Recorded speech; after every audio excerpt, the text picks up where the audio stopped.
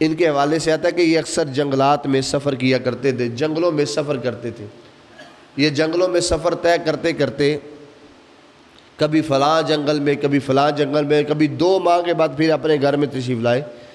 ایک دن جب انہوں نے سفر پر جانے کا ارادہ کیا نا، تو ایک انہیں عیسائیوں کا پادری وہ ملا۔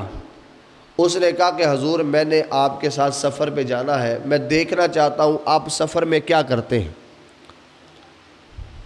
جب اس نے یہ ارادہ ظاہر کیا تو آپ نے منع کر دیا۔ آپ نے کہا کہ نہیں، میں تجھے اپنے ساتھ نہیں رکھ سکتا، اس لیے کہ میں نے 2 3 ماہ سفر میں گزارنے ہوتے ہیں، کبھی مجھے کھانے کے لیے ملتا ہے کبھی نہیں ملتا، تو میں تیرا ذمہ نہیں اٹھا سکتا۔ اس نے کہا بڑی عجیب بات ہے، تم اعتماد اللہ پہ کرتے ہو اور کھانے کی ذمہ داری خود لے رہے ہو۔ تو حضرت ابراہیم کہنے لگے کہ اس نے بڑی خوبصورت بات کی ہے، آپ کا جی کہا کہ یہ بڑا دانشور آدمی لگتا ہے، اسے ساتھ لے لیں۔ تھا وہ عیسائیوں کا راہب، اور اس نے بتا دیا۔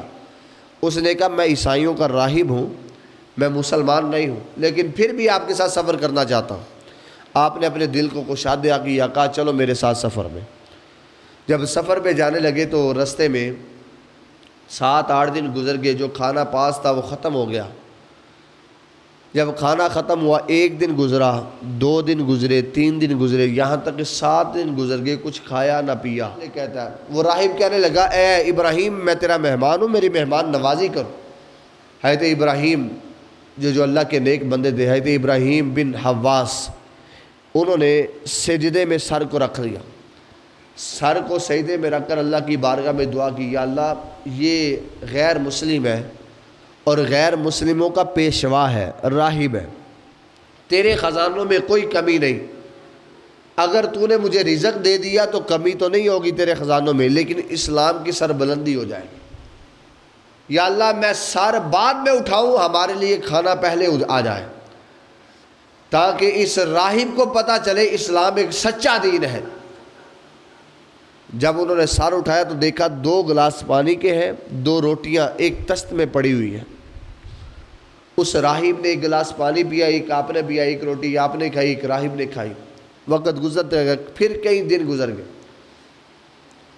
حضرت ابراہیم کہنے لگے کہ اب یہ دوبارہ مجھ سے سوال کرے گا، چہ جائے کہ یہ مجھ سے سوال کرے، میں اس سے سوال کروں، میں کہوں اب تیری باری ہے، کیونکہ مہمان 3 دن کا ہے، اب زیادہ دن ہو چکے، اب تیری باری ہے، اب تو کھانا ہمیں کھلائے گا، میں دیکھنا چاہتا ہوں تیرا دین بھی سچا ہے کہ نہیں۔ وہ کہنے لگا چلو ٹھیک ہے میں بھی کر دیتا ہوں۔ اس نے کیا کیا، اس نے بھی اپنے سر کو جو ہے وہ زمین پہ رکھ دیا۔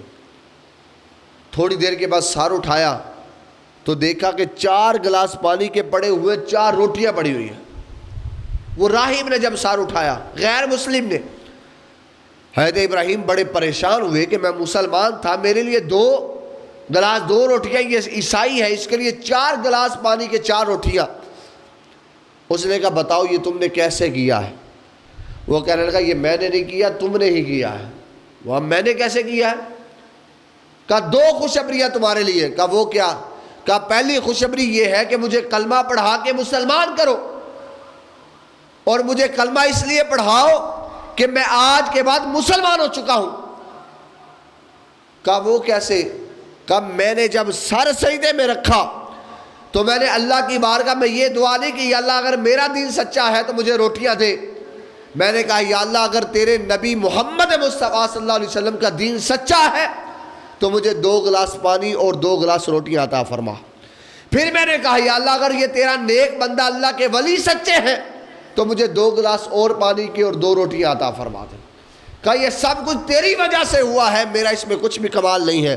میں نے جب سر اٹھایا تو دیکھا 4 روٹیاں 4 گلاس پانی کے پڑے ہوئے تھے۔ مجھے پتا چل گیا کہ تیرا دین بھی سچا ہے اور تو بھی سچا ہے، اس لیے مجھے کلمہ پڑھا کے مسلمان کر دو۔ تو اس لیے جو اللہ کے جو نیک بندے ہوتے ہیں ان کا وسیلہ ڈالیں اور دین کا وسیلہ بھی ڈالیں تو اللہ رب العزت جو ہے اس کی تمنا اور عرض کو پورا فرما دیتا ہے، لیکن نیت میں شک نہ ہو، اس کی نیت سچی ہو، 2 نمبری نہ ہو۔ حضور داتا گنج بخش علی حجویری نے اس واقعے کو نقل کیا ہے اور ساتھ بتایا کہ جو اللہ کے جو نیک بندے ہوتے ہیں ان کی صحبت اتنی اثر رکھتی ہے کہ غیر مسلموں کا راہب بھی ہو، اللہ کے نیک بندے کی صحبت میں آ جائے تو اللہ رب العزت اسے بھی وقت کا ولی بنا دیتا ہے۔